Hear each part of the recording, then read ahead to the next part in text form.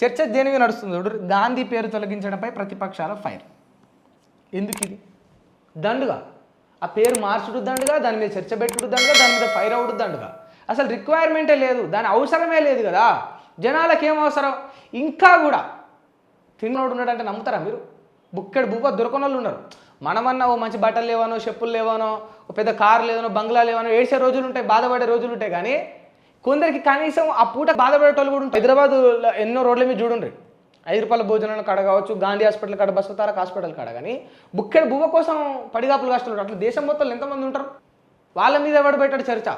వాళ్ళ బతుకులు మార్చాలని ఆలోచించాలి. కానీ గాంధీ టు రామ్జీ, రామ్జీ టు గాంధీ, ఈ టీజీ టు టీఎస్ నబ్బంద్, ఈ పేర్లు మార్చాల్సిన అవసరం ఏముంటుంది? కాంగ్రెస్కి కానీ బీజేపీకి కానీ ఇంకెవడు ఎల్లడు మల్లడు ఎవడొచ్చినా పేదల బతుకులు మార్చుండ్రి ఆయన, గిట్టుబాటు ధరను పెంచుండ్రి ఆయన, దళారీ వ్యవస్థను రద్దు చేయండి ఆయన, విద్యార్థులకు నిరుద్యోగులకు వీళ్ళకు ఒక మంచి ఉద్యోగాలు అందేటట్టు చూడండి ఆయన.